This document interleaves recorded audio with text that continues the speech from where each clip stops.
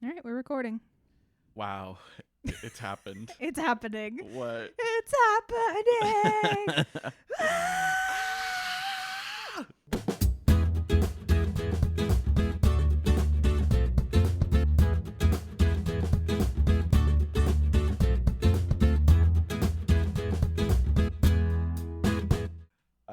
What an intro. Yeah, you know? You ever record something, you go, that's it. Yeah. Cut. We got it. First take, folks. We got it. We don't have to fuck around with anything else. That's the one. I have been thinking about this for like the last month where I'm like, how are we even going to start? And I was like, it's just going to be some punchy us yelling into the microphone. Yeah, of course it is. And it is. That is tradition. It's part of the brand. Yeah, it's who we are as people. And you know what? So many people are going to be excited that we're just back at all that it like won't matter. You thought, suckers, you thought you'd gotten rid of us. So mom and dad patched things up, got back together. Yes, for the sake of the children. Now that the alimony payments have started to come through, I have decided to come back. Yeah, I think that's really smart. I am the breadwinner. Yes, that is true. We are in your very lovely home. Thank you. The condo that I bought with real adult money. Oh my God, it's and wild. State funding. Woo! Love some state funding. Love state funding. Actually, genuinely, that is the reason I have this. So, friends, if you have a first-time homebuyer program in your state, look into it. Yes, seriously. I was walking around this place and I was like, I gotta look me into some of these programs. Jesus. I can hook you up with a real estate agent and a mortgage lender. Oh my gosh, it's beautiful. I got you, babe. We've made several off-recording song references. Mm-hmm. Like literally the second Alan walked in the door, we started singing at each other.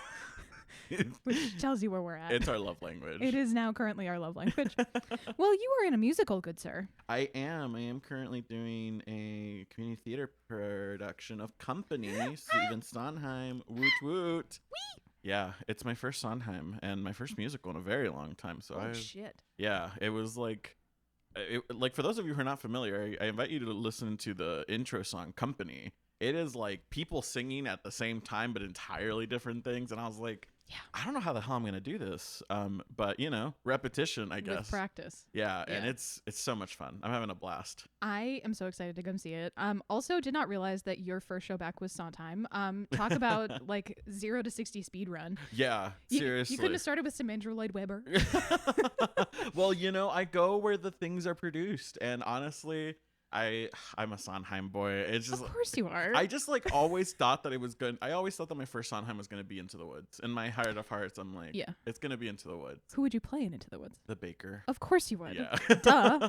there was like there is a correct answer here. There was like a window where I was like, I really want to play Jack, but I think I've crossed that threshold, unfortunately. You've grown as a person. Yeah, so now I think firmly the baker. In like my ideal world, I would play either Cinderella or the baker's wife, but unless someone is going to produce that, you know, gender bent Sondheim might not actually be a terrible idea. I took a singing Sondheim like musical theater intensive class at the theater lab, and they had us just bring in like a song from anything, and I did On the Steps of the Palace, because like the focus was like, oh, Sondheim wrote for actors, not for singers, which is very true. 100%. And I was, but also for singers. But also, yes, he wrote for actors, but also expected you to just like technically be perfect, right? To be like an opera singer, basically. Yeah. And so that song is just so rife with like monologue. It's wonderful. I love that for you. That's amazing. Yeah. Good job. Congrats. Me and Caitlin are looking forward to seeing you. It's going to be really, really wonderful. I appreciate it. And you're playing Paul. I am. I'm playing Paul. Hi, I'm Paul. What a white man name. It's all. How do you feel about that? It's not only that it's a white man name. I'm also a Jew. Wow. I did have to Google, can Mexicans be Jewish? And and yes, the answer was yes. I love you so much. What a dumb Google. It was. I like felt silly afterwards. I was like, I guess it makes sense. Yeah. Yeah. Anyone can be Jewish, my friend. Surprise. Mazel. Mazel tov. Yeah. That is, what a wild. I'm sure your Google history. I think Google looked at you and just went. Very judgmental. There's a lot of things that I'm like, I shouldn't be Googling this. And you know what? As I'm saying this and making fun of you, I'm realizing that I shouldn't be throwing stones from my very glass house because I've Googled some stupid shit in my day. It's just part of the human experience. It you is. know? Having infinite information at our fingertips, I think, does genuinely make us stupider. A little bit, but you learn something. I was thinking about like how different it must be. Like, imagine back in ye olden days when you're like, I wonder. They have to go pull out the encyclopedia and like, all right, Yeah. Where's volume J? Or talk to a monk. Or talk to a monk. Those were the two options available to you: encyclopedia, monk. In 1982. Yeah. Did you miss us, everybody? Oh my gosh. We have a year of pent up goofy Yeah, to like work through. basically. Because it's also like you and I have just not really seen each other. Yeah. It's just, this is in real time. You are capturing our catch up. Yeah, and I kind of specifically railroaded him into recording right away because I knew it was going to be unhinged. Yes. I was like, I got this. And thus far, it has been. So far, Aaron wins. Love wins, everybody. I think we all win. On this, the month of Pride. And this, the month of Pride. Happy Pride. Happy Pride. I fucking love Pride. Oh my gosh. Did you go to lovely. World Pride? I did not. I did. Yeah, tell me about it. I was so very curious fun. about this. Yeah, I mean, obviously, okay, so we're in DC and it's kind of the end times, and I was like a little worried about everything. Yeah. And the last Pride that I went to, I think, was 2018 or 2019, one of the two. And unfortunately, at that Pride, there was a gun scare. Oh, that's right. Yeah. It was the one where people thought they heard a gun. It turned out to be like a gunshot, and it turned out to be a truck backfiring. Right. But people really freaked out, and the parade was canceled. It cut off the parade at the halfway point. Yep. So I was like very nervous about that happening again, and I was like, there's multiple, there's twice as much parade this year. It's like it was like we were there for 3.5 hours and we did not make it to the end. Holy shit! It was crazy. That's wild. It was absolutely wild. But we went and we had a really good time, and it was like it's also a new route this year. So when we got off of the metro at DuPont, I thought it was going to be the same layout, and I just didn't even think to look it up. And no, they have fully rerouted it to go down New Hampshire. Like, it was crazy. And, folks had really queued up, and the groups were all ready to go. So we walked through a throng of gay cheerleaders. Hell yeah. Which was super fun. And then a couple of we walked through the Union contingent, which was very fun. And I yelled solidarity forever really loudly, and none of them heard me. Anyway, so we walked through that whole throng of people, and then we found a nice shady spot, and kind of eventually meandered our way to the barricade. And one of the really nice things about it that I remember very vividly, we got up to the front, and when the front of the DC parade, many parades, but especially the DC parade, is always led by the Dykes on Bikes. Hell yeah. And for anybody who doesn't know, that is in honor of the lesbians who cared for the gay community during the AIDS crisis. So the Dykes on Bikes are this badass biker troop of lesbians. And so they come down on their Harleys, and everyone's like, "Wah!" Wow. And it's really, really fun. And they usually, historically, the Grand Marshal has been with them, but that was not how this went this time around. So it was the Dykes on Bikes and a couple of cool people, whatever. And then immediately following the Dykes on Bikes were Indigenous Two-Spirit elders. Oh, that's beautiful. Full regalia. Oh my God, that's gorgeous. I cried a lot. Oh, I love that so much. Everyone around who was queer had a moment of just holy shit. Yeah. This is so powerful. And what a statement to lead World Pride with Indigenous Two-Spirit elders. 100%. I was like, whoever is in charge of this Pride Parade Yes. fucking gets it. So good job on that one. Nice. You got all of us. And then shortly thereafter, there was a couple of smaller groups, and then after that started the 1,000 feet of the original Pride flag. Oh. From the Gilbert Baker Foundation. Wow. Carried by the Gay Men's Chorus of DC, who has been targeted by the Trump administration and kicked out of the Kennedy Center, where they had a whole series of World Pride Choral Festival stuff. They've been absorbed by other venues. Other venues were like, please come be gay with us. Right. Which was great. I sang at one of them because they did a whole bunch of pop-up concerts or whatever. My friend Kevin's in that chorus. Yeah. So we had a fantastic time. And then Kevin was on my side of the street, so I got to be like, Kevin! Kevin! And he was like, hey! And then he kept walking. Apparently they were supposed to sing while they walked, and he was like, that was nixed instantly. A bad idea. We got out there, and then we were like, none of us can hear each other. Yep. We're not doing it, which was the correct choice. But yeah, so we stayed for we got there at 2, because it's supposed to kick off at 2, and I was like any gay function, this is not going to start until 2:30. Right. And it didn't. It started at 2:15, which was pretty good. And then we left at 6, I think. It was wild. Wow. It was really, really long, and we did not make it to the end. There were groups that hadn't even started walking yet when we left. Oh my God. Yeah. It was kind of nice in a way, because it meant that people who got there at 3 or 4 just sort of took our spot. It was a lot of turnover in the crowd. Yeah, that makes sense. So it was totally fine. It just wasn't what I was expecting. Sure. And again, the last Pride that I had been to got cut way short. So I just fully forgot how long the Pride Parade is long anyway. Right. add in multiple contingents from multiple countries, Mm-hmm. and it just was like, oh, this is going to take all day. They Should have started this at 11 a.m. Yep. Fully should have started this 3 hours earlier. Wow. But yeah, no, it was really fun. That's great. I Oh my stand god. by it. And then I came home. I was so sweaty because it was 1,000 degrees. Yeah. And why? I literally was like, why is Pride in the summer? No, that's a great question. The sweat dripping down my back does not make me feel proud. Makes me feel disgusting. Yeah, don't look at me. Yeah, there was someone handing out popsicles and I didn't fucking get one. And I was like, God damn it, homophobia. Devastating. Yep, exactly. Rampant This homophobia. is a hate crime. I hated it. And then, whatever. I got home and I took a shower and like went to bed and it was really great. I didn't go to bed at 7. It's fine. I mostly played Stardew Valley.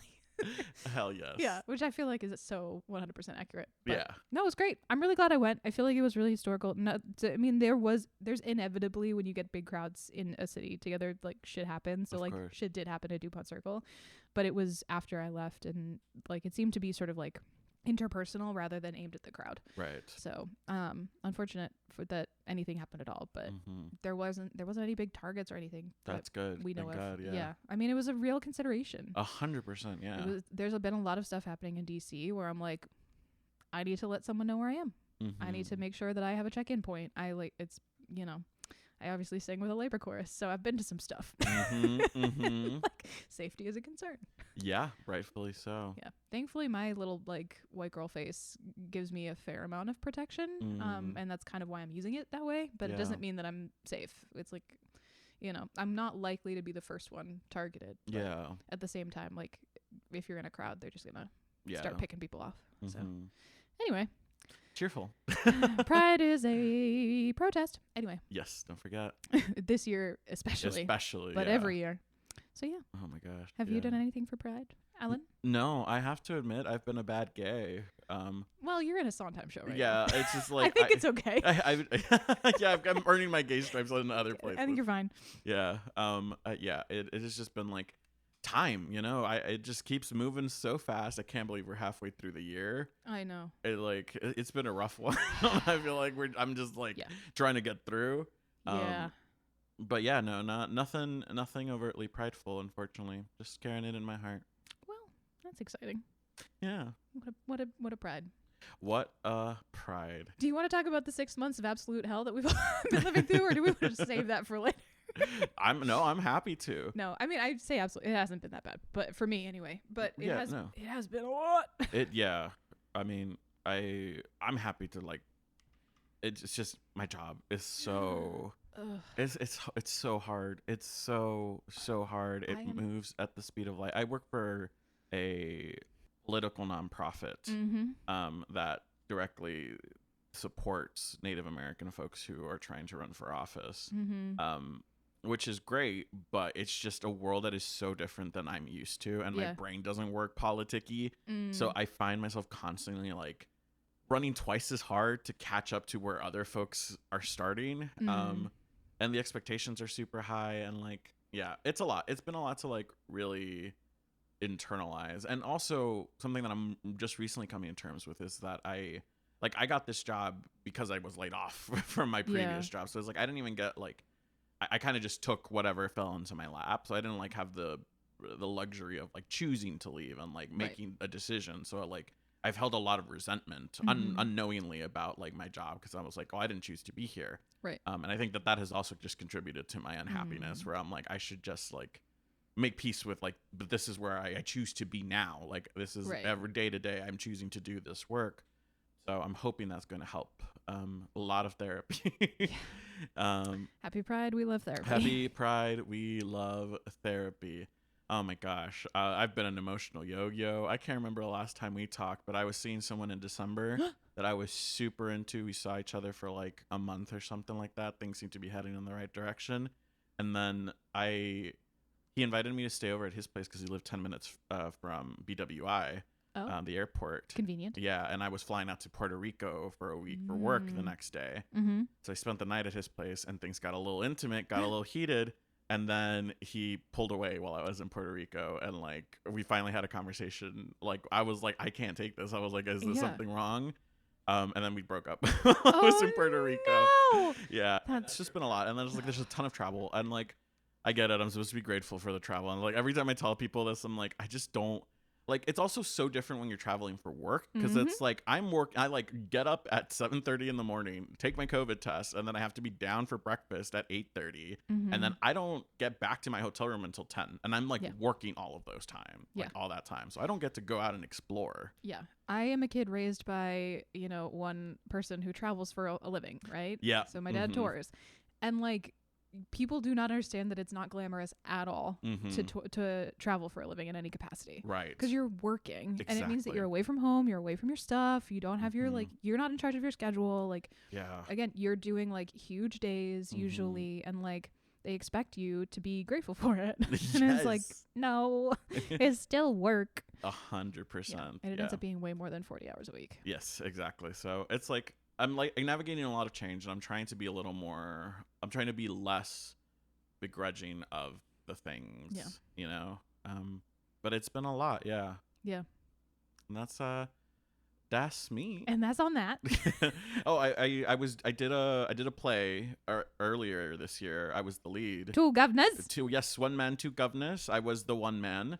Yes. It was wonderful. You were Like in the sense that excellent. it was. Thank you very much. I appreciate that. It was like the right role Mhm. for me, and also a hellish experience.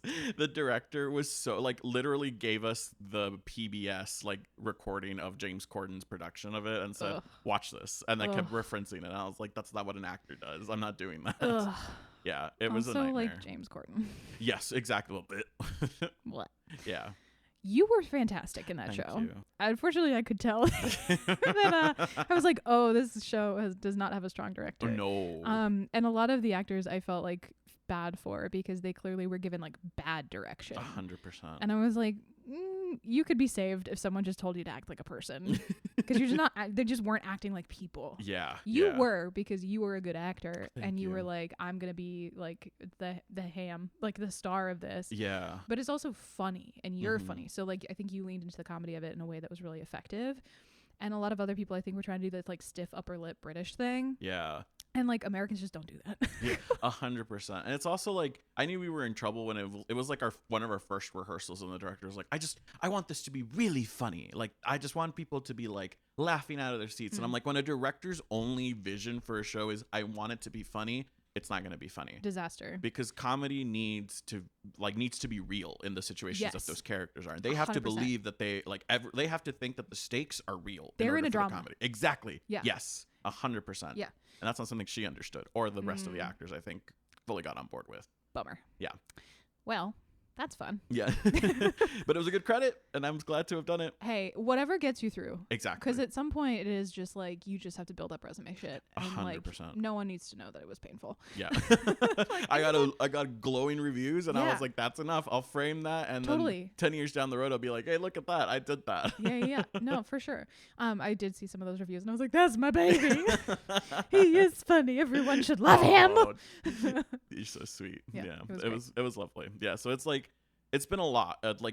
It's been a lot to carry this year in a way that I wasn't fully expecting, but I'm like navigating it the best I can, I think. Yeah. Similarly, I feel like I just have not been able to catch a fucking break for the last like 8 months. Oof, yeah. It just has been like one after the other of like things that have been really sizable. So like obviously I moved in November, Yes. October, November, which was fantastic. It ended up being wonderful, but the process of moving sucks anyway. Oh, I hate it. And also my landlords made it a fucking nightmare. Oh no. Because they were so pissy about me. Like, so I had a 2-year lease and I was 1 year in. So I was halfway see. through. Yeah.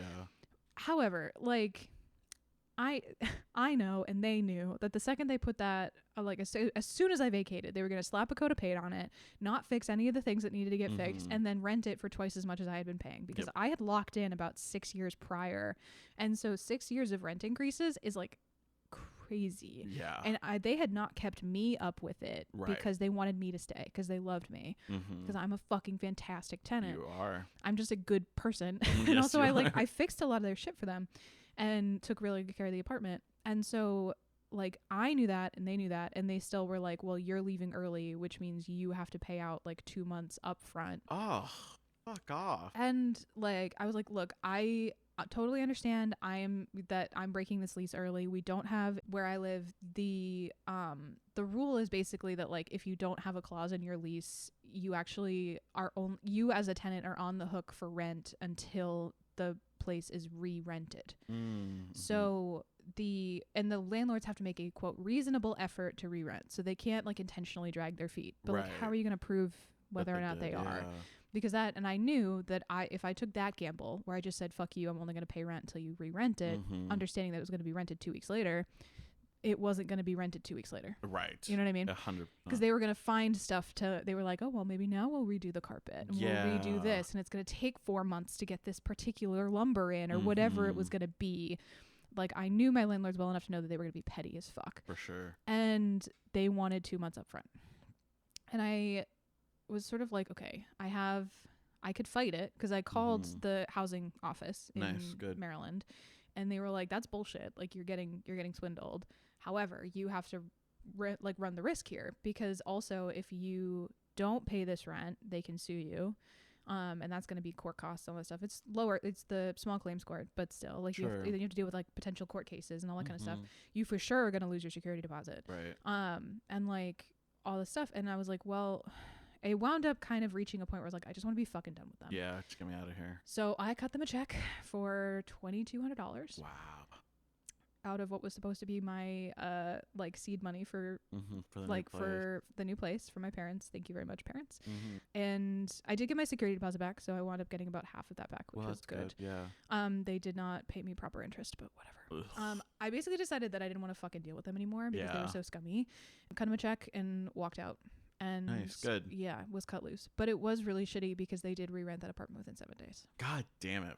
Fuckers. Yeah. So they got 2 months of free money out of me. That's so, oh God, I hate landlords. Yeah, it makes me so mad. That's infuriating, because you are so right that they'd like, if you had chosen to take the gamble, they absolutely would have dragged their feet. Yeah. Of course they would. They would have been like, well, now we need to do this thing. Even though, yeah, well, maybe it's going to take a while to get the handyman out to it. They absolutely would have. I know them well enough to know. And like, how would I prove that in a court? Yeah, exactly. You know, because then they could justifiably be like, the plumbing in this apartment is shit. It needed to get gutted. Ugh. And I would have been on the hook for rent while they gutted that apartment. Yeah, no, not worth it. And I was like, I can't risk that because I can't pay rent and my mortgage at the same time. And at some point, it's like, it's a bitter pill to swallow, but it's like, being able to put a monetary value on like your peace of mind, just to be like, I'm out, just cut me out of the situation, is, you know, worth I had it. that exact conversation with my mother. Yeah. She was like, just, it sucks, like, but put on your big girl panties and just like do it. Yeah. And be free of these fuckers. 100%. Honestly, be free of them. Like, never deal with them again. Yep. Like, block their number and just be done. And I was like, totally. Right. So we did that. So we moved. Everything's great. I'm all set, ready to go, having a grand old time. Then my cat starts peeing blood. Oh. And I was like, oh no. So my cat Geraldine is 13 years old, and I love her. She's a baby to me, but she is geriatric to the vet. And so I was very, very worried, and obviously peeing blood is an emergency situation. So 100%. I took her to the emergency vet as soon as I noticed it. And they were like, well, it could be a number of things. She's not letting us do like a full workup because it was a man at the vet. She hates men. She an icon. Yeah, rightfully so. Yeah. Well, also, to be fair to her, like, we were at the emergency vet. I took her there at 9. We didn't get seen until 1:30 a.m. Oh. Mm-hmm. It was brutal. Yikes. It's like the human ER. That's awful. And I paid them $400 for that. And so I just was like, okay. And they weren't able to tell me anything. They were like, you're just gonna have to take her to the regular vet as soon as you can, because like we're not seeing any immediate signs of like emergency, in the sense that like she's not gonna die in the next 24 hours imminently. or something, yeah. They basically were like, it could be a number of things. It could be bladder stones. It could be kidney related. It could be that she just like has a cut somewhere in one of her whatever. Yeah. It could, and they were like, it can also be feline interstitial cystitis, which basically is like a stress thing. And they were like, has there been any stress in your life recently? Like, has there been has anything changed with her environment? And I was like, yeah, we just moved. And they were like, well, it's entirely possible that that's it, but you need to get her checked out. And I was like, okay. For sure. Really hoping it was stress. It was not, because stress would have been really easy to treat. And instead it was the most bladder stones my vet has ever seen in a cat. Oh. She had 11. One of them was embedded in the wall of her urethra. No. So they had to cut her open twice. Oh my God. She had surgery. She's fine. Good. She was drugged like you would not believe. I've never seen this cat so out of it in my entire life. So jealous. there was a point at which, so I shut off the doors. I closed the doors to all of my rooms because so she had a giant incision down her belly. Oh yeah. And if it had ripped, Yeah. her insides would come outsides. And I was like, okay, so she can't jump. Like, she's not allowed to jump. She's not allowed to like go running around. And she was pretty mellow. Yeah. Like, there was one time where I just sort of like, I didn't think about it, and I went to go vacuum something, and it scared her because she was like, whatever. And she took a running leap over the couch, landed belly first on a hard surface, and I went, great, she's dead. She wasn't. She's fine. Yeah, she's totally fine. I can see the cat. Yeah, she's physically right here Yeah. next to me, totally fine. But I did have a moment of like, do I need to take her to the ER? Like, Yeah. Is she okay? And she was totally fine. Oh. Like, thank God Yeah. her stitches didn't rupture, because it could have very easily happened, and it would have been my fault, and I never would have forgiven myself. Oh. She was fine. Yes. But later, like, I slept on the couch for 2 weeks with her because I didn't want her to try to climb into my giant ass bed. Yeah. And so I was asleep on the couch. This was like night 1 or 2. She's the most loopy because not only is she taking gabapentin, they also had given her an injection of like pain meds that lasted for 3 or 4 days. Holy shit. Which was really stellar in terms of awesome. like, I didn't have to keep giving her. She does not take meds well. She's like her mother. And so I sat there and I was laying down on the couch. And as I was laying there on my side, I just feel little paws on my shoulder and then moving closer to my face. And then she literally sat on my face, like belly over my like mouth and nose so I couldn't breathe. Oh boy. And she just was like trying to climb into my skin. And I just kind of went like moved my face out and was like, you can stay. This is fine. And that's kind of how we were for a while, where she was just like really, really clingy and like obviously really out of it. And then I had to keep her in a onesie for 2 weeks. Oh baby. And I don't know if you've ever tried to put a onesie on a cat that's probably not difficult. medicated. Ooh. It was very stressful. Oh no. She did not like her onesie. She Yep. routinely tried to climb out of her onesie. So then I also had to be there in case she put one arm in the onesie and then became a 3-legged cat. Oh my gosh. And I was just like, Jesus Christ. Like, it was Please. so stressful. So like, she's now on a very expensive prescription food in the hopes that never happens again, because I won't survive another one. She might. Yeah. I won't. So that happens. That was and I took her to the emergency vet on December 23rd. Oh no. I was supposed to fly home Oh god. that day. And that night before, like, I realized that was like, I'm not going home. Yeah, no. I did make it up. I flew home on Christmas Eve. Oh good. I made it home. Gwen, shout out Gwen, stayed with her. Love Gwen. And kept an eye on her because obviously, like, I couldn't get her to the vet on Christmas. Of course not. So I went home. Gwen, who has had a cat with her partner and knew what to do, kept an eye on her for me. Thank God. And then I moved my flight home up so I would be home sooner. Yep. So I was gone for a couple of days for Christmas just to make it home. Right. Obviously freaked out of my mind. But she wasn't in like imminent danger. Of course, yeah. So it was fine. And so, but when I got back, then it began the process of like taking her to the vet or whatever. She didn't have surgery until February. Really? Oh my gosh. That's wild. It took a while to get diagnosed, honestly. And it took a while because like like she had to to get a bunch of like blood work done, and we had to make sure that she was like stable enough for surgery. Interesting. Because they weren't sure if it was like bladder and kidney stones or not, and so she had to do like some x-rays, and she kind of like fought it, and it was like a whole thing. But and then we got the clearance from her blood work and stuff in February. The surgery itself was a whole other kettle of fish that I'm not going to get into because it did end my relationship with my current vet, or with that vet. Oh shit. They fucked me over on the price. Yeah, they quoted me $1,600 and I wound up paying $22. What the surprise fuck? JF when they already had her. Yeah, I can. Yeah, Total bullshit. 100%. And they tried to like play it off, like they tried to like hide. It was a whole thing where they tried to claim that they never gave me an estimate. And I was like, I physically have it in my hand. Right, I'm holding it. Hello, I am here with like Paul Revere and the fucking 10 Commandments or whatever the fuck. Like, I was like holding it up in front of my face, being like, "Hi, look, there's the number that you gave me." And they were like, "Oh," and then they were like, "Well, our tech didn't like underestimated the amount of time that she would need for the surgery." And I was like, "Well, that's your fucking problem." Right. But they already had her, and she was pissing blood. I was yeah. like, "Do the surgery, and then I'm out." Yeah. So now I'm in the process of finding a new vet. Well, I hope you find someone. Thank you. I do too. Yeah. It's just been a lot of uncertainty and crazy. We had a death in the family right after Christmas, so it was like I was back and forth for that, like hospital, whatever, and then funeral in January and packing up my aunt's house, and it was my uncle who passed, packing up that house in March and helping her move and like all that kind of stuff. In better news, my cousin and his wife are pregnant. So we're going to have another little baby in the family. Congratulations. For the first time. And this is the first of our generation to have kids. Wow. Like, first and only, babe. But yeah, so like it's been good. Like, and a good chunk of it has been like, and some of it, like, obviously there's been a lot of bad.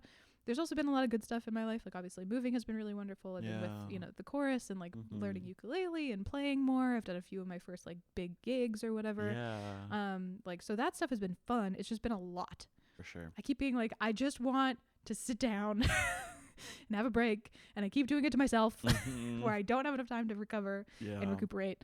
But it's my own fucking fault. I started the other podcast series, which has been going really well. Yeah. I've been enjoying it a lot. Fun. Yeah. And like, probably I'm not going to keep up with it, but that's fine. It's just been a lot. So yeah, For sure. things have been happening. 45 minutes in. Do we want to talk about a fan fiction? Oh, I think we just wrap it up I here. think we're done. Yeah. I'll save it for the next time. Exactly. And they never met again. And that was the last episode. The final. No, I'm just kidding. It's like, are you afraid of the dark? Oh my God. We just disappear into a house somewhere. Yeah. I loved that show. I did too. It was so good. Every once in a while, I have a nightmare in the shape of the episode with the one where there's that window or the door in the upstairs of that house where she like when she opens it, she's like in this like she becomes like a doll. Yes. Yeah. Oh. And like her friend died or whatever. Yeah. Oh my God. Spooky. I frequently have Chills. nightmares in that shape. Ooh. Yeah. I hate that. Super fun. I had to get rid of a mirror in my bedroom because I'm convinced it was a portal. Anyway. Just drop that and walk away. I talked to one of my friends again at work who is a little witchy, and she was like, "Oh yeah, dude, that shit'll get you." And I was like, "Oh no." Gone. Yeah. So now it's in the hallway. Oh my God. I hate that. I need to tell you, like, my apartment is like has like the closet doors are mirrors. Oh no. Yeah, it's like those slidey like closet doors, but Yeah. like floor to ceiling mirrors essentially. Yeah. So I turn a corner and I see like a human shape. It's me walking down the hall. It's me. But at night I'm like, oh. Yeah. No, 100%. In my case, I think mirrors facing beds are what's bad.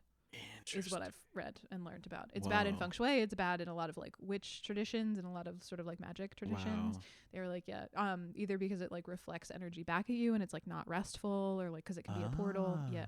And I was like, I'm pretty like 50-50 on the woo woo shit. Like some of it, yeah, I'm like totally. Yeah. And then some of it, I'm like, do we just not like it? Is there some evolutionary reason why that's a bad idea? In this case, I was like, I had nightmares until I moved that fucking mirror. And they stopped. Good. So, Holy shit. hey, yeah. Whatever. I'll take it. Wow. I'll take the win. A whole division of porn has just like gone out the window. You could just have a temporary mirror. Oh, right. And then you just like. Those are sets, friend. People don't live there. I don't think. Not the ones I've seen. Oh, okay. Well, speaking of porn, let's talk about the Omegaverse. What a fucking segue. Yes. A fucking segue. Oh. And that's the episode. And title. I quit. Goodbye. A fucking scooter, like a Segue scooter. Yeah. And now I quit. Thanks, y'all. This has been lovely. Oh my gosh. This is who we are. It is. Yeah. So, You're looking at me with like desperation in your like, eye. Omegaverse. That's what. Yes. We are doing the Omegaverse. Did you Okay. check the calendar invite? Did you know I what we're did. doing? I did. I do. Yeah. I was like, we've done this before, technically. Once, haven't we? Not on the podcast. Not on the podcast. You're joking. Nope. We've never talked about this on the podcast. Really? Mhm. Oh. Whoops. Yep. I just feel like we've. I guess it's. I was thinking about the presentations Yes. we've done, and So- I'm like, so we've done it. I maybe would have chosen differently, but we'll get into it. Yeah, it's fine. Yeah. So we have done multiple Comic-Con appearances about the Omegaverse because Yeah. boy howdy is that fun to do. It sure is. It's so funny because people come in, they're like, tee, and then by the end we're like, fucking, because we always get put in the After Dark slot. I wonder why. But we're talking about Omegaverse today. Woo. Alan, what's the Omegaverse? It is it's a set of fiction, a fan fiction, a subset of fan fiction that deals with dynamics that are like of the alpha, beta, omega kind of thing. Persuasion. Wolf Yes, dynamics. wolf dynamics. Yeah. Yeah. Canine in some capacity. Yeah, I was trying to think there was another word for it that I don't remember, but yeah, it's like Yeah, you know, What's the other word for it? oh, I don't remember, but wolf dynamics, canine kind of things. Yeah, Yeah. like scenting and you know, cleaning, you know, heat cycles, that kind of stuff, like biological Yeah. situations. Yeah, it's like a whole subset. It's like its own AU. Yeah. And this is one, it may have been informed by like other tropes from other like places, but it is like a fanfic thing. Yeah, it's like I firmly, it's like one of the pillars that still holds up to the AO310s, you know? Yeah, it was born out of the supernatural fandom because of course classic. it was. And, you know, I know so much about this now because we've done so many of these. And I was at the most recent one, which was very fun. But it was born out of Jensen and Jared RPF fic on LiveJournal, and it's only evolved into this thing. Like it has very intricate rules, or like it's kind of one of those things where like it has a bunch of rules and then people break them. Yeah, where it's like there's sort of a baseline that you can play with and start from, and then there are subsets of it, and it kind of interfaces with soulmates and all that kind of stuff, and like it can interface with other like tropes a lot. But the idea is that everyone has a secondary gender. So there are, you know, biological male, female sexes. And then you have like men, women, non-binary genders. And then you can also have a designation as being an alpha, a beta, or an omega. Now, friends, I'm going to give you the 411. Oh my gosh. Alphas are the ones who are like dominant, right? And they're typically seen as like leaders and intense and blah, blah, blah. Oh, cool. Like hot, like they're like the top of society. Yeah. Most of the time it is often associated with having a penis. Yes. But it is not necessarily exclusively so. There can be female alphas, and everyone kind of deals with that interplay differently. But the thing about alphas is that they generally are the ones who can impregnate the omega by using their knot. The fact that I'm explaining this to you at my kitchen table is hilarious to me. So like matter of fact too. That's what's getting me. It's just like, I'm like, you all need to know this. You have to have context for this, otherwise these stories make no sense. None. So the alpha can impregnate people, and they generally are like the ones who are more dominant, whatever. Betas are there. Yes, they're just there. They're just part of it. Yep. They're around. They don't really have like a designated thing. Like most of the time they're treated as sort of set pieces. And then omegas are the breedable ones. And so omegas are generally seen as more submissive, like more like they are the ones who receive the knotting, and they like bear the children. Yes. Which is very fun when you're dealing with male ships. Hell yeah. Because it's very fun to be like, which one is the breedable one? And like inevitably there's one. Yep. And so they can like bear children. And that is true regardless of your physical, like biological sex. Right. That one's usually a little easier to explain. Yes. Than the like, wait, how did a female alpha do that? We don't ask questions. Yeah. We just don't. And frankly, this trope leans heavily male. Yeah. Oh, heavily. 100%. Yeah. Obviously you can have and even in male stories, there are often female alphas. This happens in one of the stories that we're going to talk about, but like you usually don't get the dynamics of that as the main ship. Right. The main ship is often male. Yeah. And like you're alluding to, like everyone just takes such a different, like people just pick the bits that they want to play with out of the tropes and then like make their own. It in a lot of ways reminds me of like when fanfic makes their own like magic systems. Yes. Yeah, that are different. You know, like, oh, I like this bit, and like, oh, maybe we'll just tie some of this around here, and like, ta-da. Yeah. I find that a lot with ABOs. It's like, it's mostly all kind of the same structure, but like different embellishments. Yeah. It's very related to like a soulmate kind of idea. Yeah. Where it's like everyone takes a little bit of a different stab at soulmates. There's some stuff that like you can pull from like the canon. Yeah. And it's like, well, yeah, okay, so these people are connected by something. Right. But how that happens is often like a big part of the story. Why it happens is a big part of the story. Right. You know, a lot of ABO plays with like socio-political connotations, which I think is one of the most exciting things about the Omegaverse, especially we've talked about this in a lot of our panels, like especially in the world we live in now where we're just constantly having conversations about trans people. And the Omegaverse has something really interesting to say about gender. Yeah. And there are people who are well within their rights to feel like ABO is objectifying or somehow like triggering, difficult to deal with. And then there are people who use ABO to really be like, no, like let's let's explore and unpack gender essentialism, and it can be really liberating. Right. Because if you decouple physical biology from gender in a very practical way, you can have a really interesting conversation about what that means for society. Yeah. And that can be really just like fascinating to read. Also, a lot of the sex tends to be really intense, so people really like it because they're like, the whole like breeding kink thing is really solid, alive and well. It's a lot. It's not for me. Yeah, but like, boy, howdy, do people like breeding kink? Yeah, people. Oh. We're gonna learn something about Alan today. Oh my gosh. Yeah, I was like, it's fine. What are we, 6 seasons in? Yeah, who cares? Yeah. We've already talked about your possessive nature, so I'm not surprised at all that this is good for you. God. Man, I need to stop I need to stop adding this to my fucking like playbill bios that I'm always like co-host a fan fiction book club podcast, and now I'm over here like, yeah. Can I tell you a true story? Always. So my chorus, the average age of my chorus is approximately 72, right?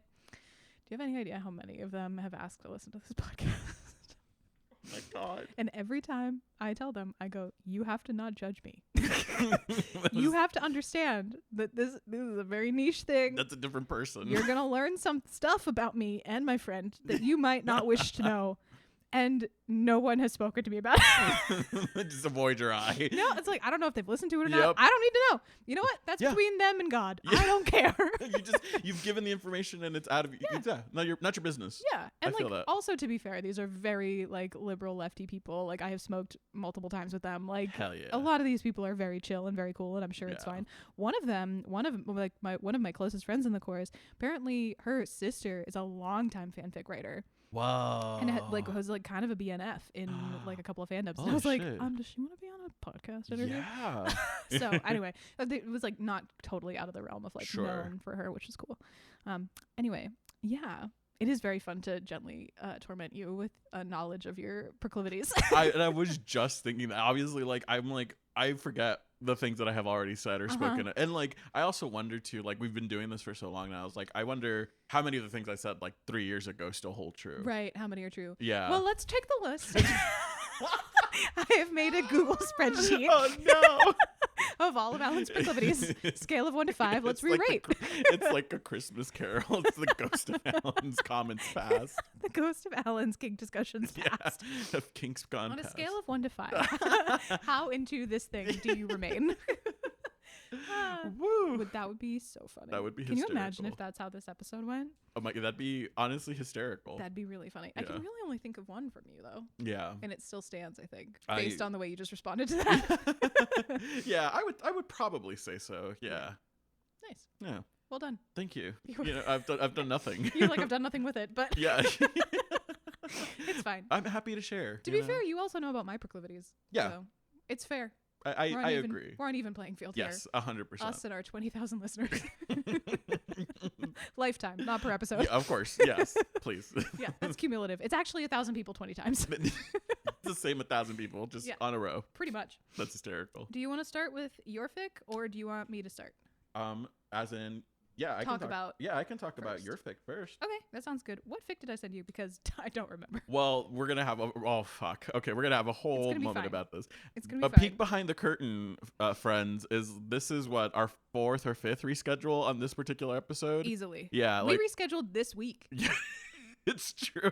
It's just we were gonna record this episode like a month and a half ago. Yeah, so please listen to the first 45 minutes, first hour of this podcast where we're like, this is what life has dealt us. But all that to say is like I read this fic like a month ago or something like that, and then I was like, I remember most of it, and I was like skimming it in the car on the way over here, and I was like, yeah, I remember most of this. And I don't reread fics that I sent to you. God damn it. Okay. Hold on.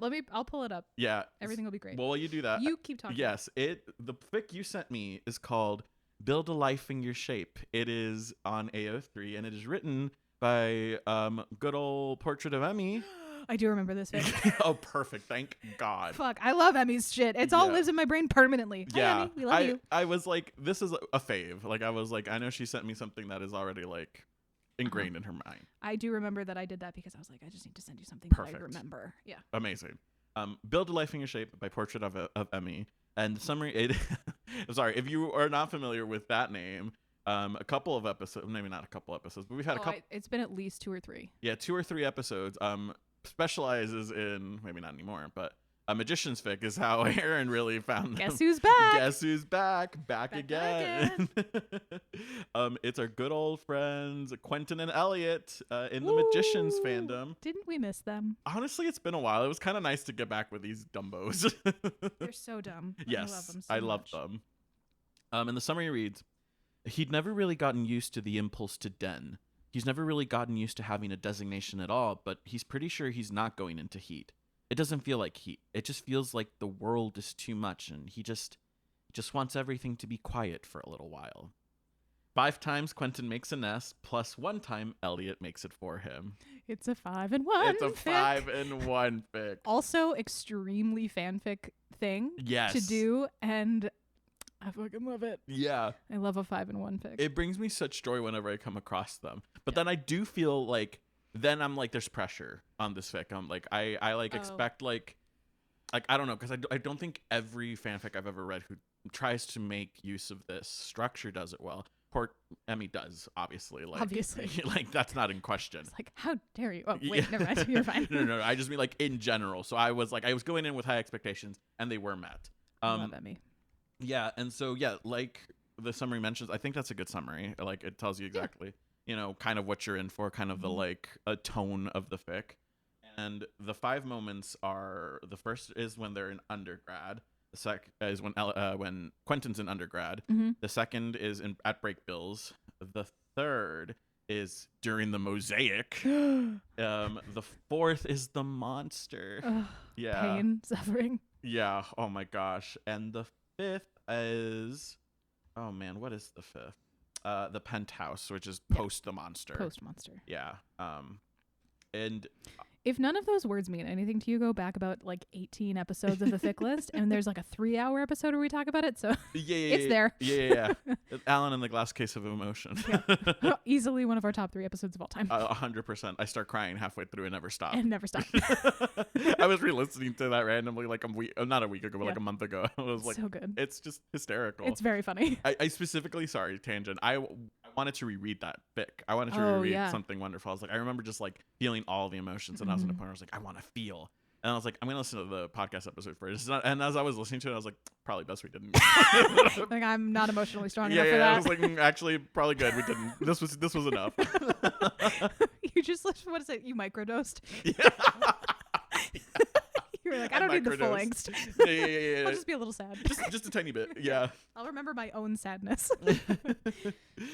Yeah. So those are the 5 sections that these are, and like I really loved the angle that Emmy took is like all different dens, like, and I think that's one of those things that I don't come across super often when I read ADO. It's like, some fics will go, this is what I'm thinking, like, different aspects come out to different authors, or like they choose to embellish with different things. I'd like rarely get the like, Omega's building dens. I mean, if you didn't get that Quentin is the Omega and Elliot would be the Alpha, which is correct. It is the correct designations. There are many wonderful fics where Elliot is a hidden Omega, which is a standard of the genre. It is is, like of course. Omega's trying to hide their designations, but even in those cases, inevitably Quentin is also an Omega because we just get it. It's like, yeah, exactly. It's just correct. It is correct to his character, and So I loved the focus on like the denning, and like I, as a person who also at times, like my bedroom is very cavern-like. Yeah, very no nesty. sun comes in. I'm under a blanket in an ideal situation. I felt seen. Yes. Never mind. What? I was gonna go. Are you? Never mind. I don't need to know that information. I'm hiding my designation. Okay. Please. Great. Your suppressants are working wonderfully. Yeah.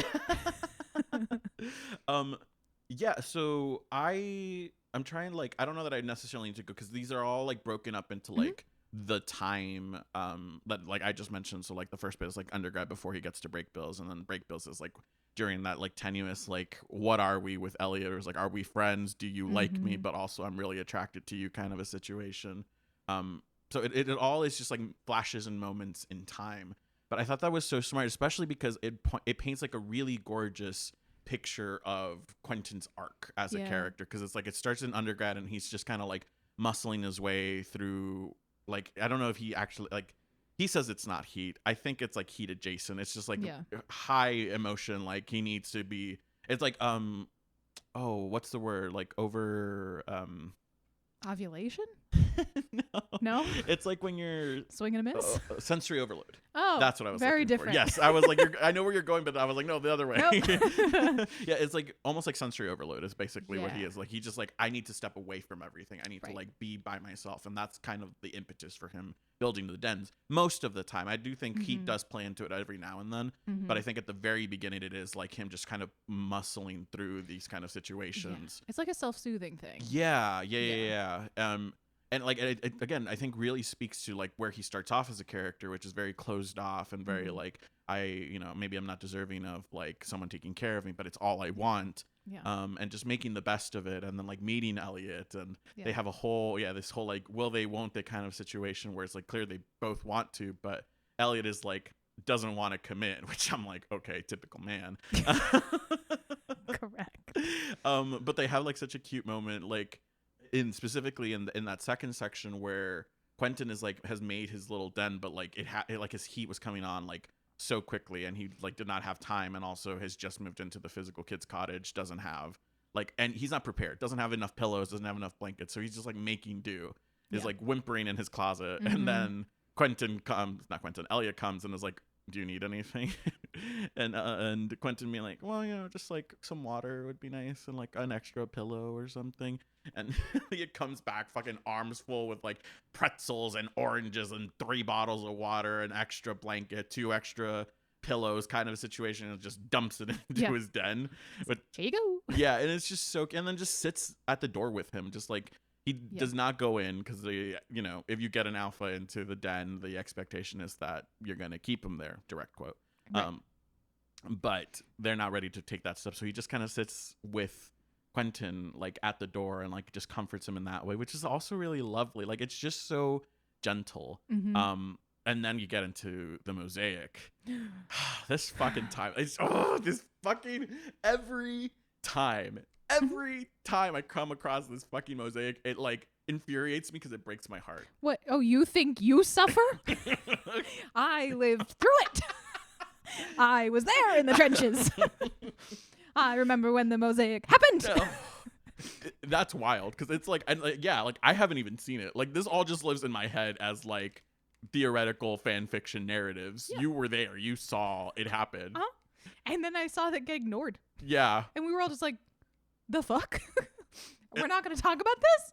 And it's so interesting to me every time that the mosaic comes up in fanfics, how much of it too is that like how it addresses that. Because every single narrative has that like, oh well, like it's not real because they like while you're in it, and like but I thought this fic did it so beautifully, because it's like I think that like I can't remember fully, and maybe I'm wrong in this, but like I felt like this fic I saw more of Ariel as a character, as a person, than I usually do. Yeah. And I'm always like, I don't know about like thruples, like for me personally. So I like, sometimes it's hard for me to get into those kinds of fanfics and into those headspaces. Sure. But it was so beautifully written in this, like how Quentin is taking care of Ariel and then Elliot is taking care of Quentin. And there's a whole aspect to it where like they're trying to get pregnant at the same time. So like, and then Ariel's takes, but Quentin's does it. And like the fallout of like that is, I just thought it was really beautifully done. Like I felt like they were all real human beings, and like and like something that played so interestingly into this particular version of the mosaic too is the ABO dynamics of Quentin and Elliot like had bonded, had that bite, that like is famous around ABO as like infamous. Yeah, infamous. It's like that's like, oh, that is your forever mate. Like once you go for a mating bite, I think is what it's called, or like something like that. Yeah, you're claimed. It's it is what it is. But that's not something they had prior to the mosaic, and so it happened in the mosaic, and it explores to like how different that is and like how different it feels. Because one of the things that comes up a lot with ABO is like once you are bonded in that way, then you like feel all of your partner's feelings real time within you, which I'm like, that's just so fascinating to like in this particular context. and made the next section hurt even more. It was so much more painful. Yes, which is when this monster takes possession of Elliot's body, essentially, and you're like, is he gonna come back out of that? Doesn't this fic? Yeah. Well, for a lot of us in the TV show, we were like, man, I hope so. But that was an entire season. I could not possibly. I feel like those like paranormal magic teen shows did that a lot. Teen Wolf had a moment too when they did that to Styles. Yeah, Possessions. Yeah. That was like, so it was particularly heartbreaking. It was a beautifully done mosaic section, and it made the monster section that much more devastating, and really drove home the finale of like, oh, they're like finding their way back to each other, and like, because I think that the implication was that when they got back from the mosaic, they were not bonded, obviously. Like they lived their life, and like but they no longer had that connection to each other. And I can't even imagine living a life with someone when you're that connected to someone and then being pulled out of it, and then you have to pretend to just be like, oh, you know, we are like, we know each other, but maybe not in that same like, I don't know. It's so fucking, it like added a whole layer of like, which made it so painful, but like beautiful, made the ending so much more beautiful. And yeah, so gentle. And yeah, I really, really loved this. And like, I think it focused on some of the ABO aspects that sometimes in my head I don't come across very much, and did it so gently and beautifully. And the sex was hot. So, which is always, you know, important in an ABO film. Thank you, Emmy. Thank you, Emmy. Yeah. We love Emmy. We love emotional hurt comfort. Yeah. Sex.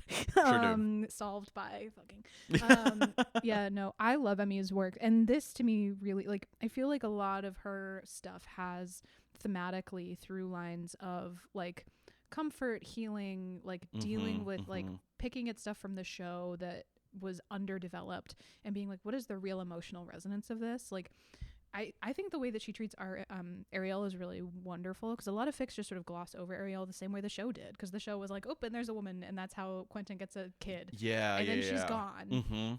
And there's an implication that she died. Yeah, oh, that happens a lot. It's very fridging, and like, and so fandom, like some people just like leave her out of it or like have that same sort of attitude to her, and I understand because it's really about Quentin and Elliot, right? But some authors really give her like a full storyline and a full personality and a full background, which I think makes the mosaic more interesting, because it's an interesting parallel to Margot. Yes, 100%. And Margot is Elliot's like platonic soulmate. Oh, I got chills as you said that. Like quite goosebumps. Yeah, so Quentin having somebody who understands him in a way that he needs to, who is not Elliot, in a way that Elliot has with Margot, I think is really powerful. I agree. And can be really interesting if done well. And Emmy always does it well. I cannot agree anymore. Like I was one of those people that like, I'm like, I don't want to read about her. I'm here for Quentin and Elliot. And like after this I'm converted. Like I was like, I need to see like how much that relationship also played a part in this mosaic. Yeah. And it can be great. Yeah, and it can be done so well. Amazing what we've done with like 28 minutes of screen time. Is that really all it was? That episode is like it's like half an episode. You mean it's what? It's mostly like pastiche. There's not even really words. I have to go. I was like, I'm gonna let this silence go as long as Alan needs. Yeah. What do you mean? It's just. I'm sorry. I thought this was like a sub arc or something. You know, like there's other things happening like in the real world with other people, and every now and then you cut back to Quentin. It's just 28 minutes pastiche. It's like one episode where they go to the mosaic, and it's like half of that episode, and they cut out most of the dialogue from it. So a lot of it is pastiche. There's like some words, but not a lot. It's beautiful. Sometimes I wake up in the middle of the night, sit bolt upright on my bed and say, it's okay, the magicians can't hurt you anymore. And yet they somehow find a way to do it. And you didn't even watch the show. I didn't even watch the show. That is so, I swear to you, Aaron, I don't remember this when, is but secondhand damage. Someone like was talking about the magicians at one point, and like a sleeper agent I was activated, and I was like, God, fucking show. God, I like, hated it. Oh, you watched it too? And you went, no. Hell no. I absolutely didn't. I did not, but I know everything. You are getting like, it's like you're breaking the cycle almost. You've received trauma from the magician secondhand, and you've decided not to pass it on. So sorry I've done this to you. No, we're like 6 years deep. yeah, that's the most shocking part of it Yeah. is that I really you've blown my world. Yeah, My I'm world so is sorry. it's fine. No, it hurts most of us too, because we're like, ow, yeah, ow. The implications of that too. Like, I was like, this is one of those moments where writers clearly did not think about the like long-term implications of doing that. Yeah. Where I was like, okay, so you just had your two main characters live an entire life together in an alternate reality, and then come back to the real world, and they don't really deal with it. Oh my god. For a good long time. That's so fucking infuriating. Those fucking writers. And then they use it for nefarious purposes. Of course they do, because of course they do. Yeah, but everyone was like, "Are you not gonna you're not gonna talk about it? we're not You're not gonna deal with that at all? Oh, It just happened, and now we're gonna go like back to other stuff." No. infuriating. Yeah. Anyway. Anyway, this fic, delightful. I So loved it. Yeah, a really, really lovely like example of what like ABO can do without necessarily leaning on all stereotypes or all like stereotypical conventions. Totally. I think one of the reasons I like it so much, I will be totally honest with the listeners. You already know this, Ellen. I am not an Omegaverse girly. No. It falls into the camp of like a contrivance for me, where I'm like, or we could just have emotional hurt comfort. You know what I mean? I'm like, do we really need the breeding kink? Like, and for me, the answer is no. For others, it's yes. Right. That's the beauty of fan fiction. Yeah. Do I read Omegaverse? Occasionally, yes. It just sort of like comes with the territory.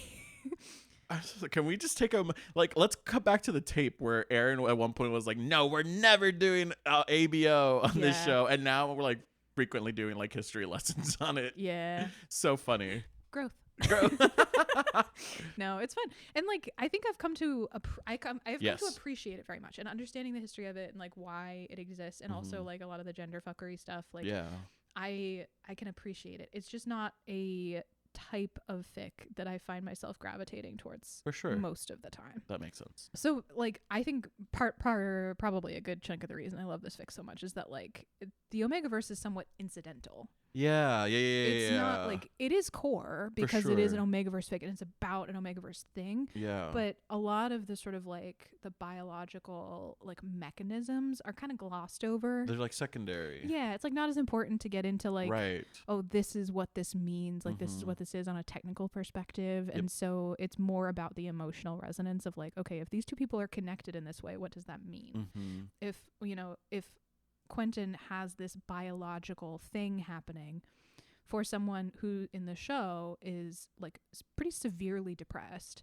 and has this like fight with his biology already, what does it mean to also fight this gender thing that has repercussions and implications and all that kind of stuff? 100%. And how does that mirror his arc, or what could have been his arc, dealing with his depression from the show? And I think Emmy does a really good job of managing that emotional arc like you were talking about. No, I agree. I loved too, as I was reading it, I got to the end and I was like, that was also just such a nice fix-it fic. Like, totally. you can just tell like this was written in the aftermath.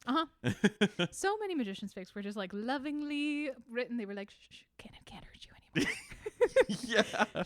And it's so wild how many times you're like, and that would have been a satisfying end. I think I've gone on this rant before, but I am so mad that they didn't do an Orpheus and Eurydice storyline. Yeah. Oh my god, that would have broken my heart. We don't have time to get into that. But like, fix it fics are huge in the magician's fandom for obvious reasons. What would you rate this fic? I would probably rate it like a 4.8. Yeah, it's like really high. That's so high. Yeah. There's like, I think there's something to me. The 5 probably would have been more in the like, I feel like because of the it's not a knock on anything Emmy could have done. I think it's like maybe a little unfair of a rating, but it's like when you do like segmented fics like this where it's like, oh, 5 times this, 1 time that, then it like to me loses some of the like cadence or like the steam of like reading, and you're like, oh, okay, now I'm in an entirely different place. And also it could be like the fact that I don't have all of the context behind the magician, so like I'm not able to immediately jump and immediately know like, okay, this is where he is, this is what he's feeling, these are the situations. Like there was a little bit of like, oh, gotta adjust to this temperature now. Okay, Right. and then once I got into it, I was there. But Yeah. it was a little jarring here and there. Totally. And fanfic, as always, presumes that you know. Exactly. And Yeah. you don't. Right. Not really. Yeah, exactly. You've been told. Yes. I know a lot, but You've had it not explained all. to you. Yeah. Totally. But like it's beautifully written. Again, I think everything that it deals with everything in such a thoughtful and caring way, and I loved how it folds in. All of the characterizations just make total sense. Like it makes ABO work for you, whereas sometimes I feel like people want to write an ABO fic and like totally like warp the characterization in order to fit certain traits, and like that was not the case here. Yeah, totally. Yeah. I love that. I'll take a 4.8. I'll take it. But who's keeping score? Me. It's me, bitch. It's you, bitch. Also, I have one quote from this that I like highlighted that I was like, that's hysterical, and also I feel so seen. So message received, Elliot wasn't looking for attachments. Quentin, who was nothing but one big attachment waiting to happen, could keep his distance. And I was like, damn. Yeah. So true. So fair. So valid. So true. Yeah. So true, bestie. So true, I love that for bestie. you. All right. Shall we talk about the fic that I sent you? We shall. I'm pulling it up now. Delightful. Now, as compared to Alan, I read this fic at 1 a.m. last night. Oh my God. How much did I retain? We're going to find out. TBD. Well, I started reading it like a month ago, and I got about two chapters deep. And then you were like, actually, I can't do this. Can we bump it? And I was like, cool, great, that's perfect. And then I was like, okay. And then I was supposed to read it, and then I didn't. And then I was like, hey, can we bump this? And then I was like, cool, great, whatever. And then we were supposed to record last week, and one of us was like, no, we're not gonna do this. Oh, I was in Best Buy, and you texted me, and I said, great, I don't want to do that. And then I bought my Nintendo controller and moved on. Hell yeah. And then now we're here. So I had to read it all last night because I also forgot we were recording this week. So I got to yesterday and I went, oh fuck, I have 12 chapters of this to read, and it totally was fine. It went pretty fast. I was like, you're a fast reader, and to be let's call a spade, listeners. This is your MO most times with like longer fics too. I say this like I don't do this every time. So much like me, Alan went with an oldie but goodie. Yeah. And went with Sasuke and Naruto. My loves, my one true love. Yep. I have really practiced saying Sasuke. You did great, yeah. Thank you. I'm not gonna get a single other name right. That's okay. And that's okay. It doesn't matter. No. Because ultimately it's about those two. You're right. This fic is called Corporate Secrets by Kizu Katana. And the summary is, everyone knew that Uzumaki Naruto was a businessman you didn't mess with. He was charismatic and able to win deals that left others wondering how they'd been talked into what they'd just signed. He was held up as an example of everything an alpha should be: strong, charismatic, and commanding. What they could never have expected was that Naruto was not, in fact, an alpha. In a society run by alphas, it was a secret that he kept closely guarded. As long as he never encountered his true mate, he could keep his identity concealed behind scent blockers and suppressants. And with billions of people in the world, he didn't have to worry about finding his true mate, right? Even if he did, Naruto was sure he would just kick the guy's ass and move on. He'd never met an alpha he was attracted to, or one that could match him. He wasn't worried at all. Reader, guess what happens? You're never gonna guess. You're never gonna guess what happened. One thing I wanted to make note of before we get into the discussion is that this is a locked fic. Oh yes. We have a handful of these in our fic history, and we've never really talked about it. And I think it's important to make note of it because we have started to live in a world where AI scraping is much more common, and locking fics has become a way to deal with that. So you cannot read this fic or any other locked fic unless you have an account on AO3. And the locking usually means like don't access this unless you're a user for AO3. Right. And in case anybody was wondering, AO3 has been scraped multiple times. Recently, very clearly. Like there was an incident recently where somebody was actually actively bragging about having scraped the first 10 million works on AO3 and putting it on GitHub. What? Oh yeah, it was a thing. One of our TikTok mutuals, Dean, who also actually talks about the Omegaverse, flips the rainbow hat and talks about the Omegaverse. Oh, yeah, we're mutuals with Dean. Cute. Love you. Love you, Dean. They were like, yeah, double check the number of your fic because these numbers have been absolutely scraped and put on GitHub. And so all my fic's in there. Whoa. It's for sure confirmed. And we knew this before that because if you talk to ChatGPT or any of those things, which you shouldn't do, by the way, but people have tested it. And ChatGPT and similar AI things know what the Omegaverse is, which I think is actually kind of funny. That is hysterical. But it does mean that fics have been scraped. So if you see a little lock, a blue lock next to a AO3 fic, that means it is restricted from non-users from accessing it. So just a heads up. I love that. Fuck AI. Fuck AI.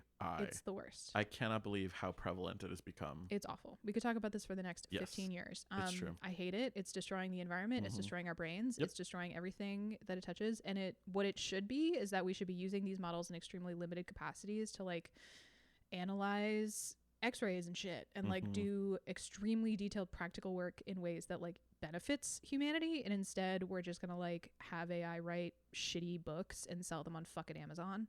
Eat shit. Yeah, fuck off. And like destroy all of our water, specifically in like low-income communities. Eat shit. Eat shit.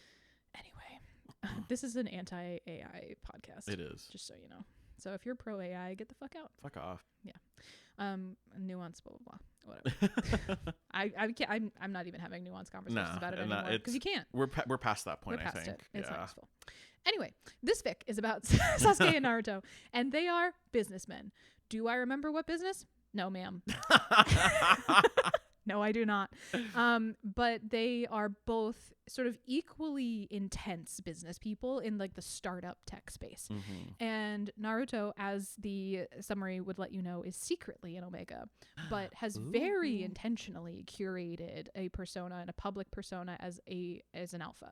And this is because in this society, Omegas are quite literally an oppressed people. Yes. Like there are laws about that Omegas can't do certain things. When you mate as an alpha and Omega, the alpha like basically owns you, owns all your property, owns all of your like can like make you do whatever they want pretty much.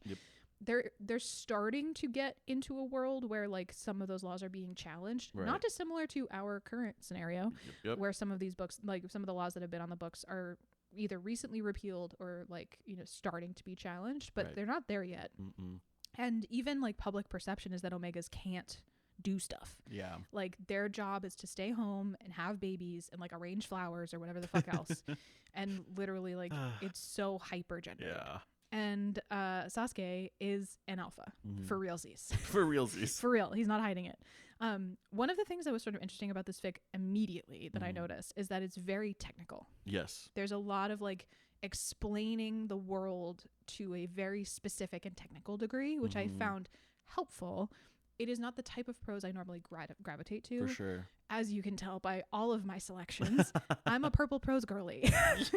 I want the emotional pastiche. Yes. This is a very like, and I think it's reflective of the source material as well, with Sasuke in particular. Yeah. That it's very like, this is what happened. We ordered food. What kind of food? Not going to tell you. Yep.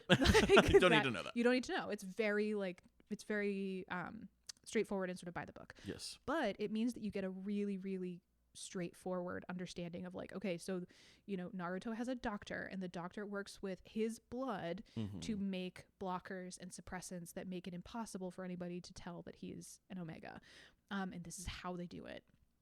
And then he walks into a business meeting because Sasuke and Naruto's companies are going to partner on a bunch of stuff. What's the project? I don't know.